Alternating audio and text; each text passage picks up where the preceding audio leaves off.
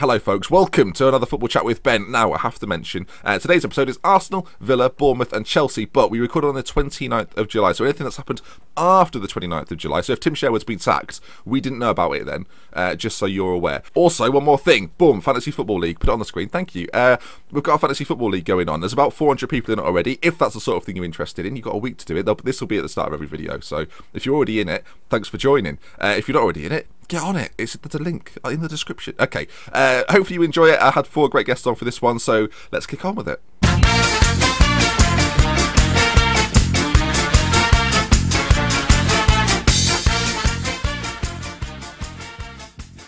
So then folks, welcome back to another episode of Football Chat with Ben, and I'm not alone. It is the first of the Premier League previews that I've previewed the Premier League previews, so now they're actually happening. I've got an Arsenal fan, a Villa fan, a Bournemouth fan, and a Chelsea fan, and let me tell you about them right now.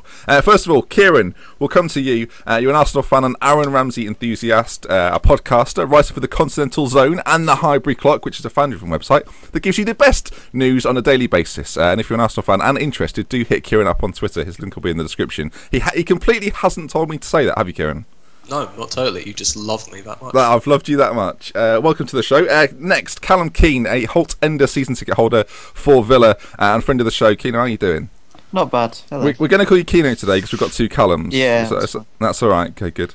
And next up, Bournemouth fan, Connor York, also plays for the Red 18s. Connor, how are we? I'm good, thanks. Good. And finally, friend of the show now, he's been on before, Callum Reid, Chelsea fan, football blogger, the University of Central Lancashire, there you are, studying sports journalism. How are you? Welcome back. Thank you for having me back. Good. Okay then folks, we're going to kick off, we're going to go through each team individually. We'll start in alphabetical order, and Kieran will come to you. Arsenal last season did what Arsenal tend to do, right? Top 4 finish, how did you see it? Well, I'd say I see it as progress. Obviously, since we paid off the Emirates debt a couple years ago, and now we just come third, so we're out of the qualifiers for the first time in a long time. Also, back-to-back FA Cup wins, and trust me, when you go 9 years without a trophy, if you win 2 FA Cups, it does mean a lot. No one mentions that though, the 9 years. No one mentioned it, so Yeah. Or was it starting to actually get to you?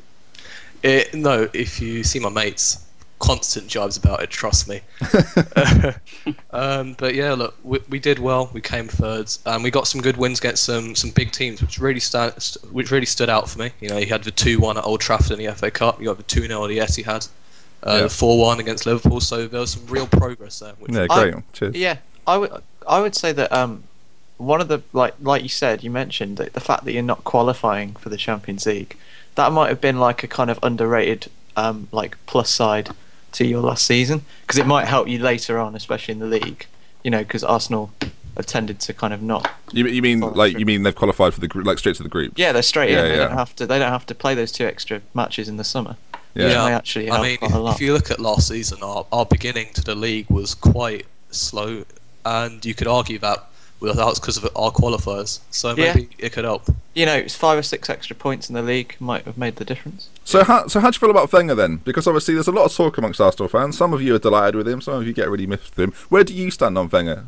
Right now, I think the squad's at the right place, and I think he's shown some really nice improvements in the last season. So I think I'm willing to go with him for this season. I think largely I'd say the fans are quite positive about Wenger right now. Obviously, a couple of years ago it might have been a different story, but I think he's improved a lot. He's delivered trophies, and I'm willing to go with him for this season. I think he can do well. Yeah, I think with Wenger, it seems to be, if Arsenal are playing well, then it's fine and everyone's happy about it, and if Arsenal aren't playing well, it's his fault. So is that how it goes throughout a season, or is there more to it than that? Well, maybe not last season. I feel the overall fan base had perhaps settled a little bit. So I don't feel it was mostly I'll get on Wenger's back as soon as we make a loss, but definitely in that perhaps trophyless era, you could definitely see that sort of creeping in, but not too much recently, I'd say. Yeah, Callum, what did you make of Arsenal last year? Yeah, I thought they were very strong last year. Obviously, they improved their side tenfold with the signing of Alexis Sanchez. He was fantastic for them last year. He kind of pushed them from 4th to 3rd, which sounds a bit of a joke, but 4th to 3rd is quite a big step considering you've got to overtake some big teams. One thing I do think they lacked last season was a striker, a goal-scoring striker each week. I think Giroud's good, yes, but I don't think he's the likes of Benzema, who they're being linked with now. And I also think they lacked a solid defensive midfielder. I don't think Coquelin's up for it yet.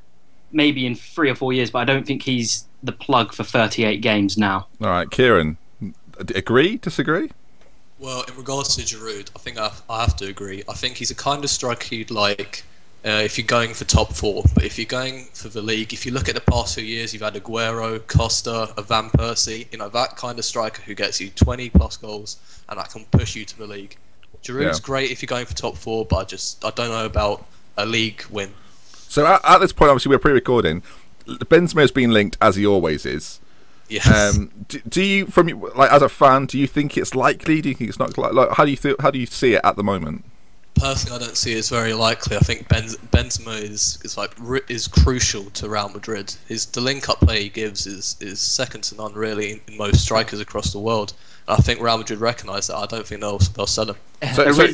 There is talk, though, that Benitez wants to play Ronaldo as the striker, so that's limited game time for Benzema. He put out that really cryptic tweet where him on a private jet, and it was the past will remain the past or whatever, while he was sitting there. So but then the day after, he released a photo of him in the new Real Madrid kit. So I'm not sure where that's going. I love that. Yeah, but I'm on a plane. Where are you going? Just flying, not anywhere. Just going around the garden. In 6 days' time, I'm a multi-millionaire. I can do what I like. Connor, what have you made of Arsenal? Were you impressed by them last year? Are you scared as a Bournemouth fan? Are they one of the teams you're scared of? Scared of everyone. Scared of everyone. True. Wow, not everyone. I think it's a solid season for Arsenal. Third is fair enough. I think Chelsea are clearly going to win that league, and third I would take if I was an Arsenal fan everywhere. I like watching Arsenal as well, obviously, because they play a similar style to what we play. Well, yeah, you were the Arsenal of the Championship, football. Right? The Arsenal of the Championship. So. Nice football, which is it's good to see a team doing well playing that sort of football, which was nice. Yeah. Would you, Kieran, for one season, would you forgo nice football if you knew you were going to get? If I could guarantee you, level on points, level on goal difference, last game of the season, but you played like Chelsea, would you take it? And you're saying that to win the league, for the past 37 games that we've been playing passing football. No, Chelsea all year. I don't know. If you go almost 20 years with that Wenger style, it's quite hard to change, and you get a lot of stick for it, don't you? Well, I don't, but you do. Yeah. But I think we can win the league with passing football anyway. I think we can. I'm much a fan of that Chelsea style, shots at Callum. So, I think I'd have to turn down that offer. Okay, so you'd rather win the league in a pretty style than win it a little bit ugly. Well, as I said, I think we can win the league in that passing style, and so I think it just comes to a matter of preference. And football should be nice to watch, I guess, most of the time. I think Arsenal's problems in terms of falling short for the league have not come from their style of play. That's not the thing that's inhibited them from winning. Do you think it's more personnel?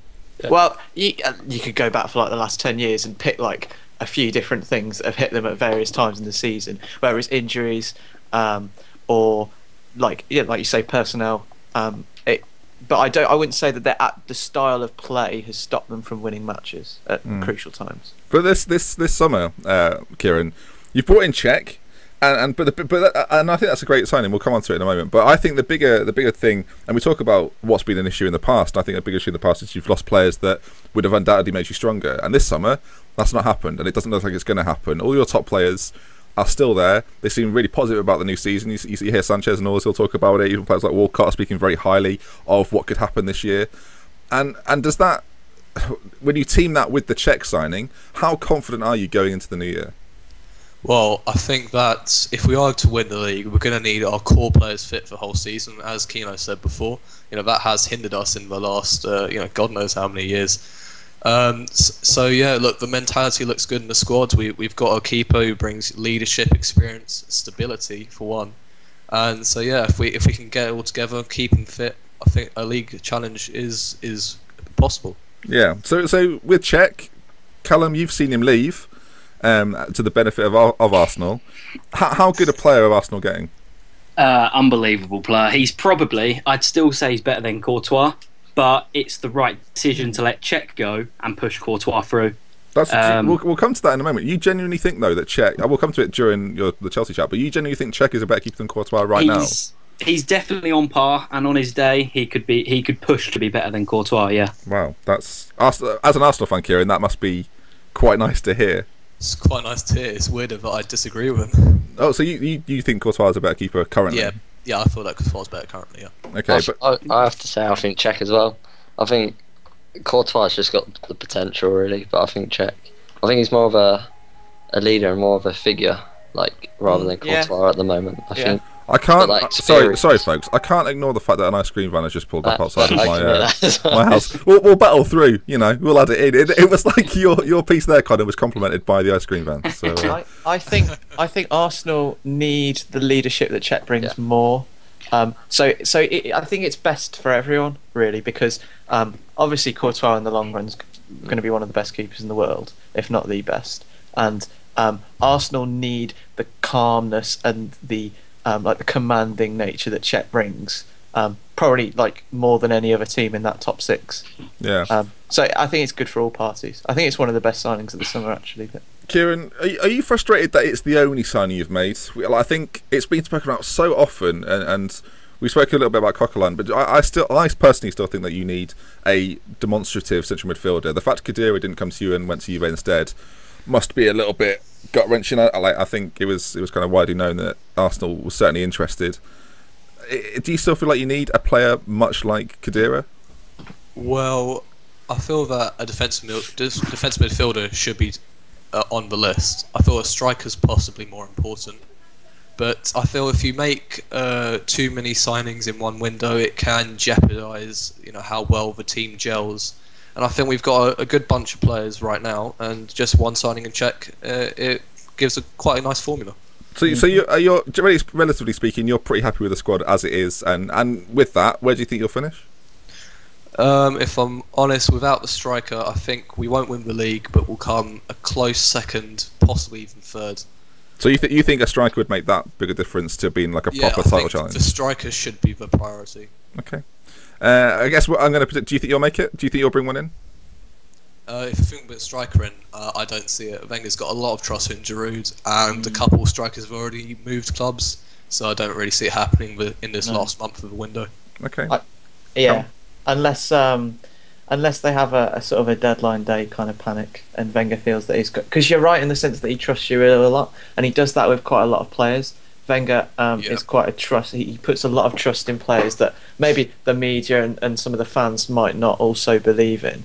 And I think Giroud is one of those guys. So unless there is a bit of drama that goes on towards the end of the month, I think you're right. All right. I also think now more than ever, Walcott's knocking on Wenger's door, telling him, "I am a striker. I want to play up front."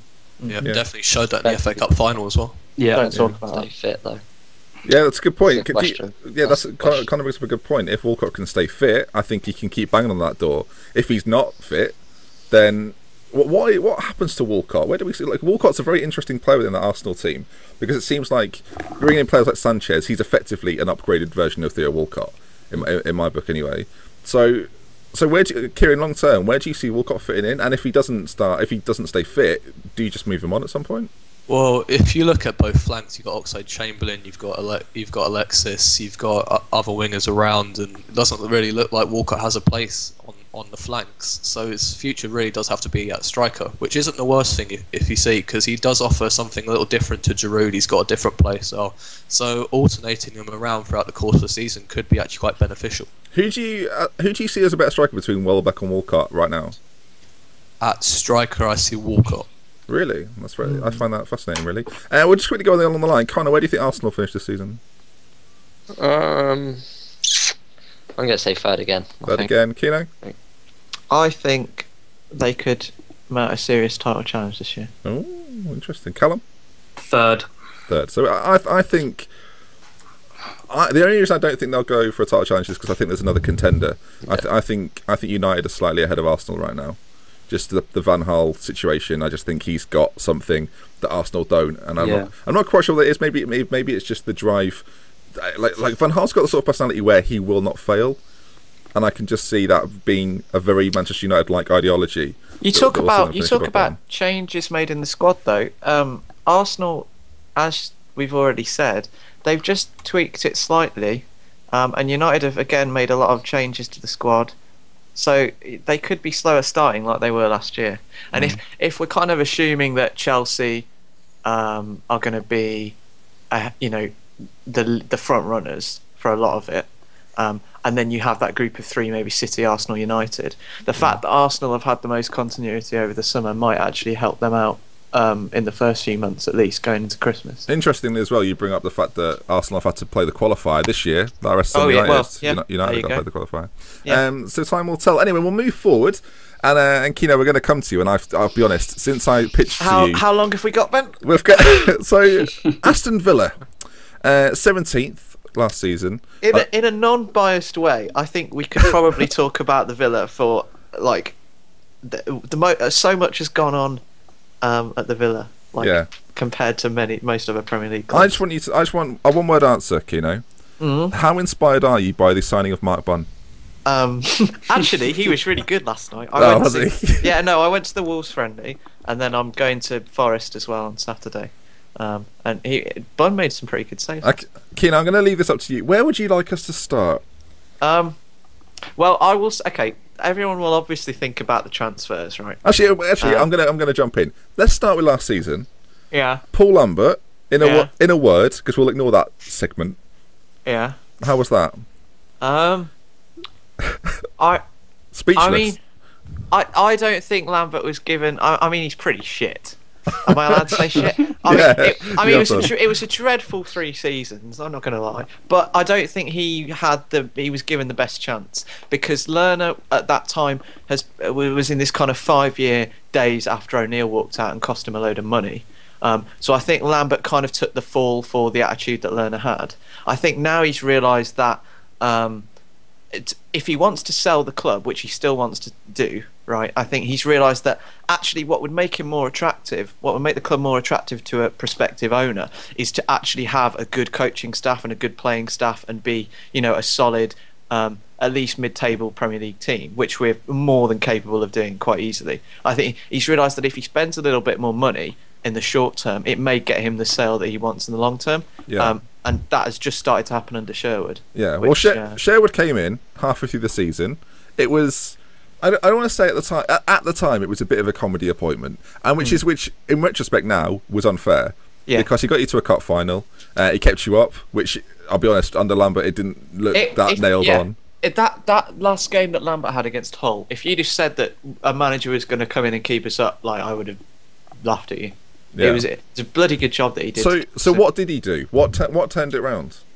Well, I think the short-term gains that everyone says about Sherwood is the way that he can motivate players, and that was all. Like, I don't think our squad was that bad last season, and what they needed was just someone to give them a kick up the arse, and Sherwood did that.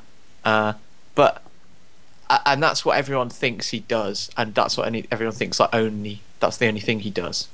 Yeah. And that's why it's quite interesting, because we've made a lot of coaching appointments. Like, we've brought in Ray Wilkins, we've brought in a director of football from Arsenal, Henrik Almstad, I think he is, like a Swedish guy. So we've got a director of football for the first time ever. So we're kind of filling out the spaces that people might have kind of said that Sherwood lacked in terms of his skills. Yeah. So it'll be interesting to see how that goes. So before we concentrate on your outs, because your outs are quite interesting, some of the ins you've made this summer are very... Actually, do you know what? Maybe we should focus on outs first, because then we can talk about the gaps that you've filled. Yeah. So I'm going to read you a list of outs, and I want you to tell me... Well, I'll read the ones that people will have heard of, because I don't know much about Edna Stevens, if I'm completely honest. He'd been there since McLeish, and he'd been out on loan for 3 years. So. Oh, that's probably why I don't know much about him. Yeah, he's terrible. So Darren Bent's left, Vyman's gone, Loughton's gone, Sailor, how would you say his name? Silla. Luna's gone, Given's gone, and obviously Delph and Benteke have also gone. Quite high profile, those two. I mean, the real two changes are the final two, like you said. Yeah. Are you pleased with most of that? Because it looks like you've got, especially with players like Given and Vyman and Bent, wages have gone there. Yeah, the squad needed, regardless of the manager and whatever happened, the squad needed an overhaul.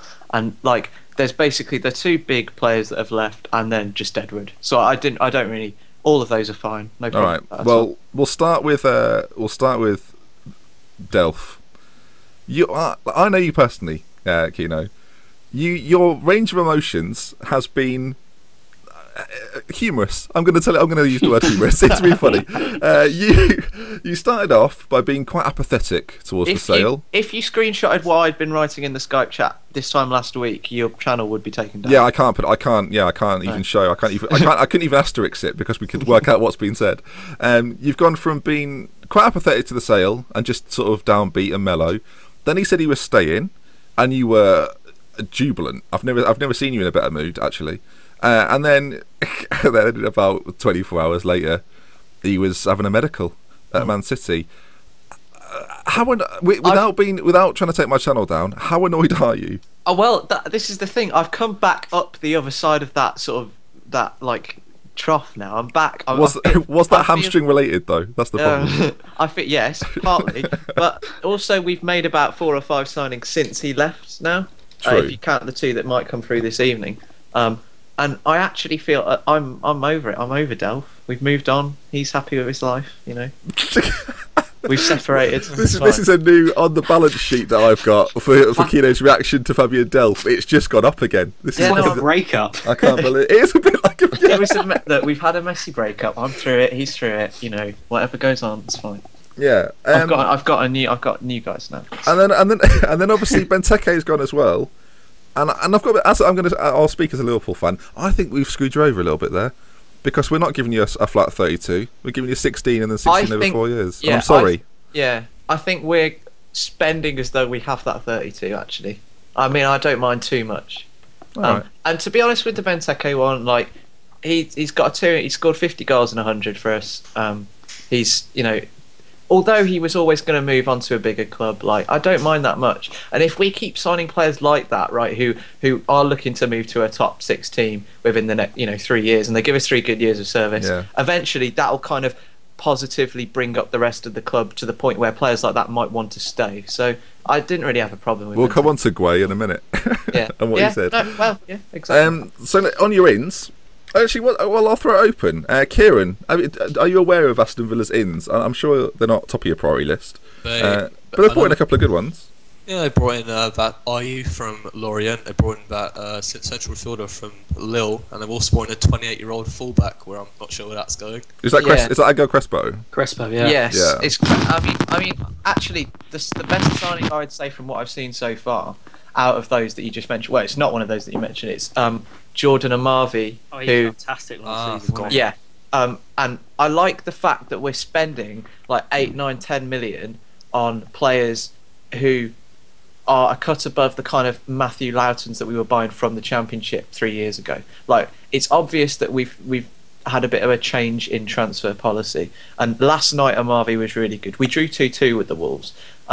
And they equalised in the last minute from a Nathan Baker gaff, so that doesn't matter. Baker won't be at the club by the end of the month anyway, so that doesn't really bother me. Marvey was really, really good. Guay was good as well, and yeah, I quite. We've also got Sinclair permanently. Sinclair was good last night. Yeah, and did Micah Richards as well. Yeah, I was going to say, did Micah Richards play? Yeah, well, I forgot about that. Yeah, him and Kieran Clark in the middle could become a really solid partnership.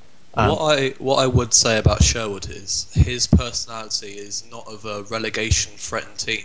This is a man who has the sort of personality who wants to drag this team out of sort of that bottom half and push them even further. This sort of overhaul matches what his philosophy is as a manager and what he strives for. Exactly, and I think we're making signings that a relegation threatened club wouldn't be making. I don't actually think we'll be down there this season. I think it'll be a bit of a transitional season. I know I'm kind of jumping forward a bit, but it just falls into what we're talking about. Go ahead. Yeah, I don't think we'll struggle this season as we did in the last 3 years, purely because we've signed down, we've kind of tied down players like Sinclair. Even if we bring in Adebayor on a season on loan, it's a risk-free loan. We've brought in a bit of quality that has been in the Premier League before. We've made ambitious signings in players like Amavi, Gray, and I use a bit of a gamble, but he's one of the four, so it's okay. It's not as bad to take a gamble on him as much because he's a bit, he's got a bit of a temper, etc. We've made some ambitious signings, and we've re-kitted out the coaching staff as well. I'm actually since the Delph thing last week, I've actually become a little bit more optimistic after watching them play a few times, seeing the way that we've been moving in the transfer market, and it will be a transitional year next year for us. We'll probably be 12th. I don't think we'll be near the relegation zone again. I don't think I'll be kind of biting my nails as much as I have been for the last 3 years. It won't be spectacular, but it should be solid. I'm gonna ask a Bournemouth fan's perspective. Connor, you've heard about the signings. You've had a very convincing case put forward by Kino that they're going to be absolutely fine. But they did finish 17th last season. As a newly promoted club, you're probably arguably predicted to go down. And are Villa the kind of team that you think you could be catching, or do you think the additions they've made, despite the sales that they've had, will be too much for a team like Bournemouth to compete with? Well, I was looking at Villa as one of the teams we could potentially finish above before, when the Delph and the Benteke sales were done. I was like, TalkSport, quite a lot of Villa fans are like, oh, we have to look for relegation and blah blah blah. But some of the signings they brought in, I think they'll be fine. I think they'll be mid-table. Yeah. Not a bit below. I don't think it'll be spectacular, like I say. It'll take a year, but I think they've got the quality to stay up now, and I think getting rid of a few players like Ben has definitely helped. And I just, it's a shame because I thought we might be able to finish it above them, but we'll see. I actually think you'll be fine this year, but it's also, you talk about the deadwood that we've got rid of. They had with them that kind of mentality, and it's more not so much the players that we've got rid of. It's like the kind of the environment that they'd been under and stuff, and we've kind of cleared out a lot of that. Everything's changed at the top. You've still got quite a lot of clodders, though, haven't you? Yeah. To be fair, like, there are one or two maybe. Senderos still there? Hutton? Yeah. I went to the Bournemouth Villa game last year. Yeah. In the cup, and we played like a second string team, and that day I thought you were awful, your team, but that was right at the end of the Lambert. Yeah, that was it, time. and then it all changed. There are definitely 4 or 5 teams worse than Villa in the league, though. Yeah, without a doubt. Name them. Watford, Norwich, Sunderland, Leicester, and sorry, but Bournemouth. It's fine. All right, we'll take it. Well, everyone's saying it. Connor's going to burst into the first team, just change the yeah, he's going to take this conversation and think, no way. Okay, well, we're talking about Bournemouth. I guess it's the natural place to go, Connor. Last season, could it have gone any better? I'm going to say it couldn't have, but I'm happy to hear your opinion. No, not really. It was at the start of the season we were up there, but never thought we could do anything special. Just maybe playoffs was the ambition. And then I think we brought in Boric, went away to Birmingham, 8-0 win, and that's when everyone thought, yeah, this is, we can do something here. Yeah. And it just spiraled on from there. Just wins, big wins like 5-0, 4-0, and yeah, it just spiraled on from there. We obviously played Liverpool in the cup and Villa, and we did all right against both, I guess. Yeah. Yeah, it was just like, as it gradually got closer to the end of the season, and hopes and expectations got higher, and it was good. Was there a point? Was there a game that you thought, this is it now? I can see us going up, because from about March, I actually thought you weren't going to do it. I thought it was going to be a Watford, Middlesbrough, Norwich 3. There was a period where we went on a couple of games like losing and drawing, and in that league it's costly normally. Yeah, especially at the top as well. Yeah, especially, and it was at that time where all the other teams were winning, pulling away, but Eddie Howe, top manager, got him back on track. And do you have to say that? Are you contracted that you have to say He's a god, isn't he? Really? But so how well do you think he'll do in this division? Do you think he's got enough in his locker to be a good manager? I think he has. I think he could be one day potentially England manager. I think he's poor Eddie Howe. The ethic, the ethic he works from, and like just, I don't know. I think he'd do well. I think if we do get relegated this season, I think he'll move on to a Premiership club anyway. Just instinctively, how do you feel about the season? Are you genuinely nervous, or are you excited? What's the feeling? I'm excited.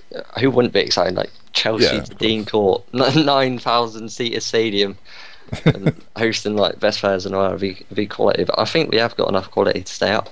I think. Yeah. Well, let's talk about it. You've made some really good additions, I think. Actually, you mentioned Boric, who's been brought in full time now after home on loan. Federici as well. So you've brought in 2 keepers who have both Premier League experience. So I mean, Boric is only on a year though. I think so. I think he'll start for us.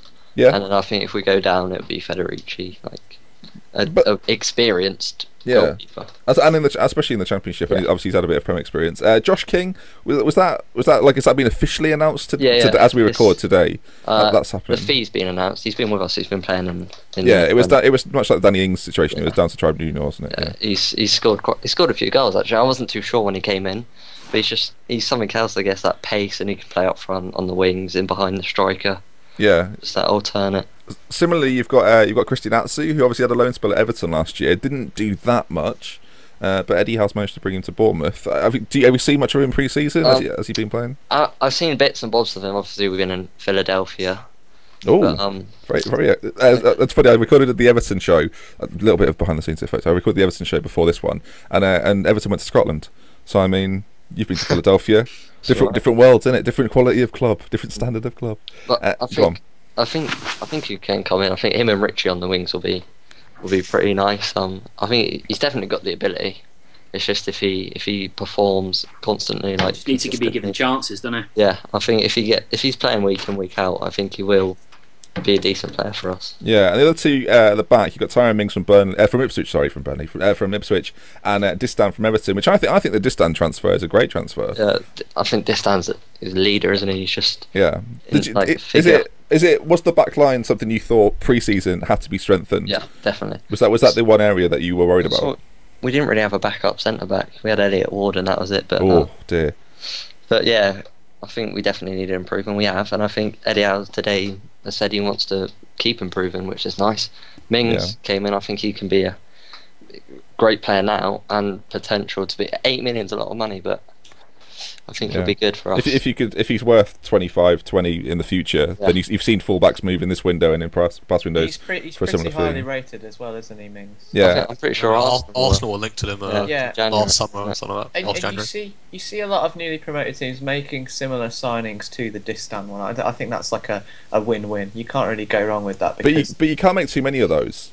Some teams will do that and make too many of those kind of. QPR did something like that. Exactly. QPR are the perfect example of a club that came up, thought we haven't got enough Premier League players. What we're going to do is sign loads of Premier League players on big wages, and it didn't work, and they're back in the Championship. Whereas Bournemouth have come up, they've got Eddie Howe stuck with what he thinks already. He's brought in players like Josh King and Tyrone Mings and Atsu, young, hungry players that want to not only improve themselves, but want to show the world what they can do. And the Premier League's a great stage for that. And then, as you say, you bring in players like Boric and Distan, we'll just settle everyone. Yeah. We'll just say, look, we've been here before, boys. Don't panic. We'll see you through each game, and especially at the back, you can have Boric and Distan at the back, coaching players like Tyrone Mings through Premier League games, and it's going to be interesting to see. So, in terms of a finish for Bournemouth, where do you see yourselves? If we finish outside the relegation zone anywhere, I'll be happy. Are you expecting to? Do you think you've got more than the other 2 promoted clubs? Obviously, you finished first. Do you see yourself as a better team than Watford and Norwich? Yeah, I see us both better than them, and it's just the teams around us. You know, the Leicesters, the teams like that. The Villas, The Villas, yeah. Sure, and if we can keep the players, I think we will. Like, if we keep Wilson, who's linked to Villa, and if we keep Richie, I think we'll do all right. Yeah. I was quite dismissive of Bournemouth, not because I think they're bad. I just were worried they didn't have enough quality. I'm still a little bit worried about it, I'm not going to lie. But I've been playing with them on Football Manager on twitch.tv/DoctorBenjy for anyone that's interested. And we finished 10th first season. Yeah. So, I mean, maybe there's something there. They've got some good players. Matt Ritchie seems like he's ready for the step up. Callum Wilson, another one, who you mentioned has been linked away as well. So I'm pretty confident. Kieran, how do you see Bournemouth's chances? Well, I think they've started out with a good squad. They've got a nice mix of transfers. But what I'm really interested to see is their style of football. I think they play some really nice football. I think that will really suit them here in the league. I think if one thing is going to keep them up, their style of play is going to be a major factor in that. Yeah, we saw Swansea do it in a similar way to that sort of form. Are you a similar team to Swansea? For those that I don't see much of. Well, we're predominantly winger based. Like, we like to get the ball out wide. Our wingers come inside and forward. Like Francis and Mings is basically a copy of Francis. I think that's what Eddie Howe's done. He was very good in my Football Manager save. Francis. He was quality last year. Yeah. But we'll play nice passing out. We try to play out from the back, which is nice. And from the bigger teams away from home, we will go 4-5-1, but we'll still try and play. And we'll, it's not just going to get the ball, smash it. Yeah, Mr. Reed, what did you make of Bournemouth last year? Do you see much of Bournemouth last year? What did you make of them this year? I watched the games on TV, and then obviously the Football League show. Other than that, there wasn't really much chance to watch them. But from what I did see, they were very entertaining. Eddie Howe now seems to have got the right mixture, bringing in experience alongside youth. But obviously, it's going to be a hard graft to stay up. I think they'll win a lot of admirers, similar to the way Blackpool did when they were in the Premier League, playing attractive football. It's obviously going to come down to a bit of luck, a bit of who's better in the final 10 to 5 games. But if they can keep Callum Wilson fit and not abandon the style of football that got them in the Premier League, I think they've got a good chance of staying up. Yeah, Connor, what's your? I was going to throw you under the bus a little bit here. What's the run-in like for Bournemouth? Do you know? I have no clue. I apologise. Sure. That was my fault. I think it's pretty hard. I think we got United on the last day. All right, I'm gonna bring it up just because I feel like I've put you under the bus now, and I'm gonna get you back out from under it. Oh my god! Oh, that is a horrible answer. It's pretty. We'll just move on for that. Villa on April the 9th. Good luck. That's not nice.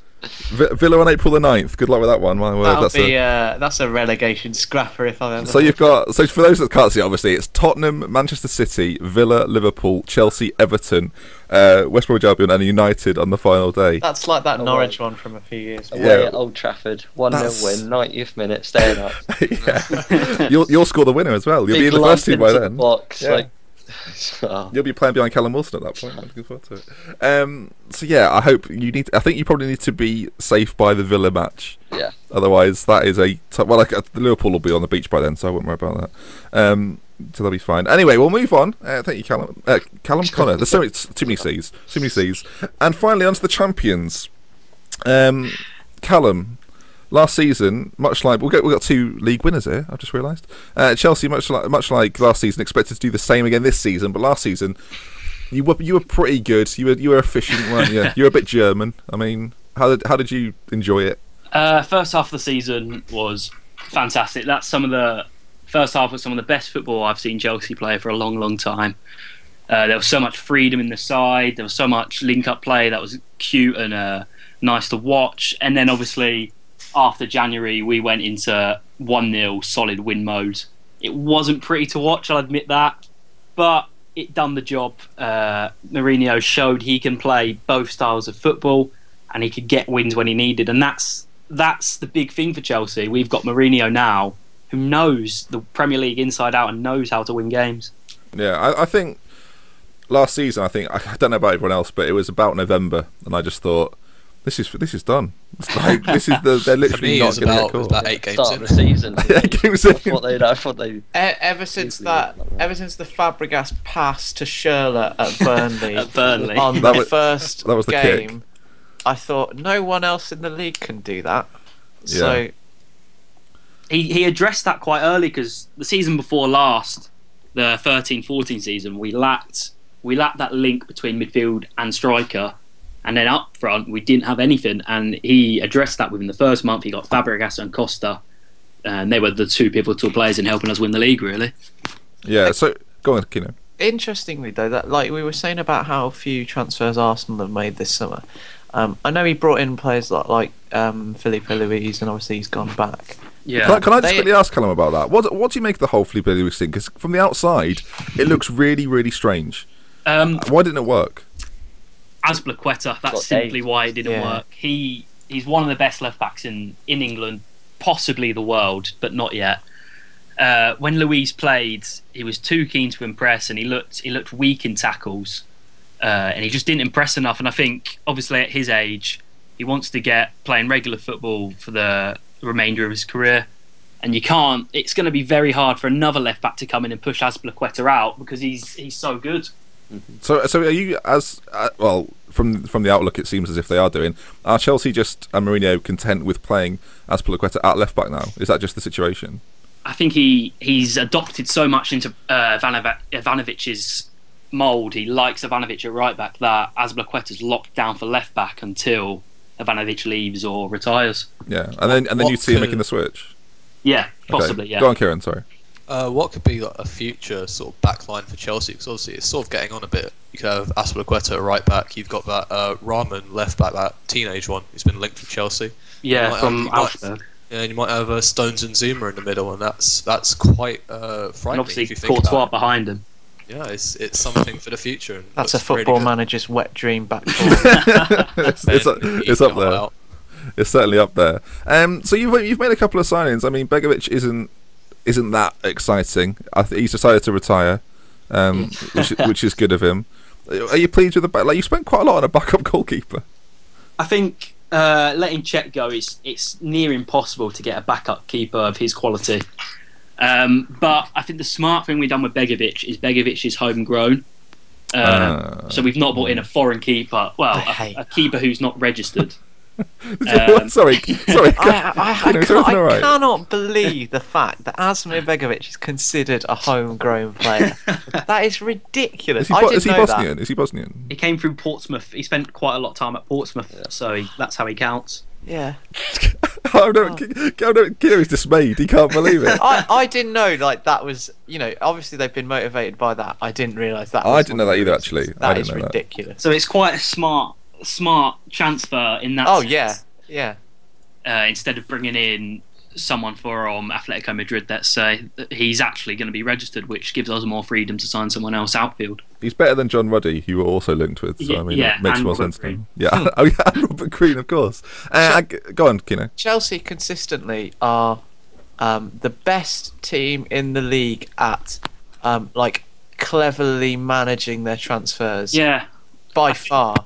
What do you mean? Hang on. Hey, Benteke. Would you say they've done that this summer though? I don't think we've had to. I think there's been a lot of